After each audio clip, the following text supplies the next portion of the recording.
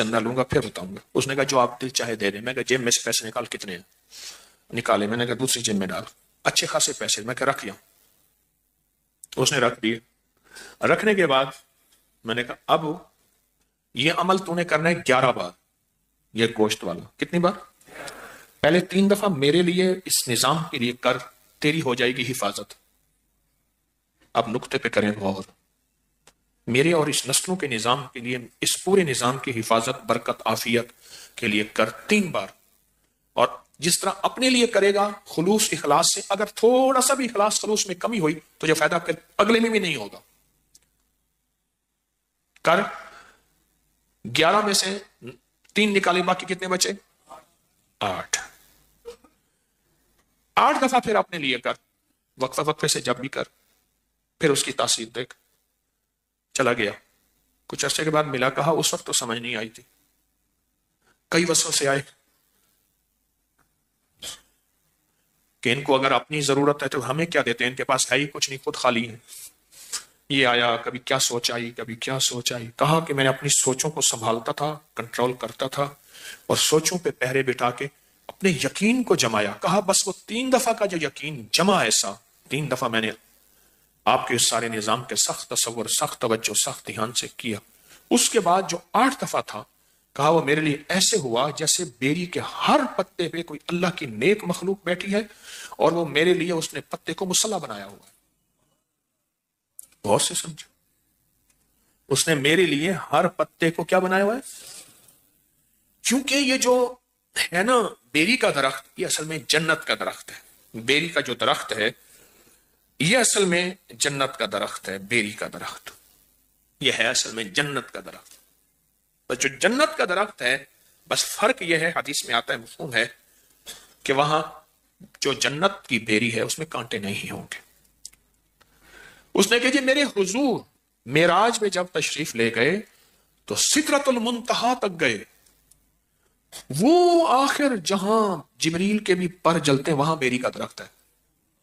सिदरा अरबी में बेरी को कहते हैं, सिदरा अरबी में बेरी को कहते हैं। सिदरतुल मुंतहा तक तशरीफ ले गए। आपने लफ्ज सुना होगा, सारी उम्र सुना।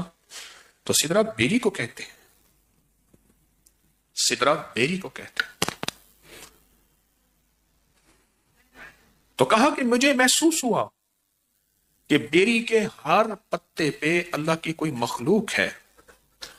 हमारी मुस्तनद किताबों में लिखा है कि बेरी के हर दरख्त पे जिन्नात रहते हैं, और बेरी का दरख्त वाहिद बेरी का दरख्त है जहां नेक और सालेहीन जिन्नात रहते हैं, काले जिन्नात रह ही नहीं सकते।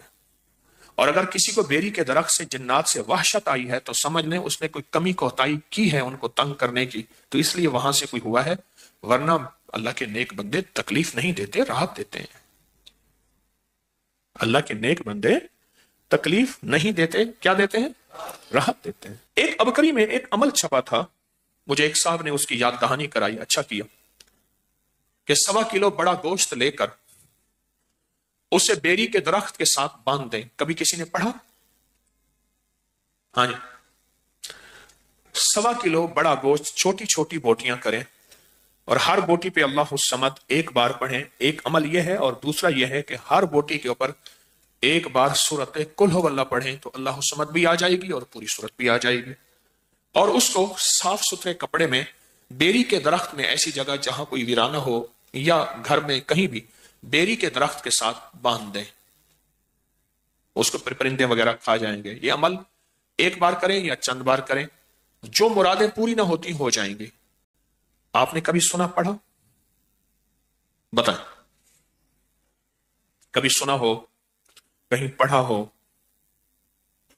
एक बात बताओ, ये अमल गोश्त वाला अगर इसकी 101 बोटी कर लें, कितना? छोटी छोटी बारीक 101 बोटी कर लें, 1.25 किलो गोश्त नहीं मिलता, 1.25 पाव ले लें, जितनी हस्बे तौफीक है, नहीं मिलता 1.25 पाव ले लें। और इसकी 101 छोटी बड़ा गोश्त होना चाहिए, गाय का हो तो बेहतर है, बगैर हड्डी के। 101 बोटी कर लें, उस बोटी के ऊपर हर बोटी पे 1 दफा सूरत कुल हुवल्लाह पढ़ लें। कौन सा मुश्किल है? रखते जाएं, पढ़ते जाएं, रखते जाएं, पढ़ते जाएं, रखते जाएं। उसको किसी साफ कपड़े में लेके درخت سے باندھ دے، اور ہو بیری کا درخت، اور ایسا بیری کا درخت ہو جہاں زیادہ لوگوں کا آنا جانا نہ ہو تو بہتر ہے،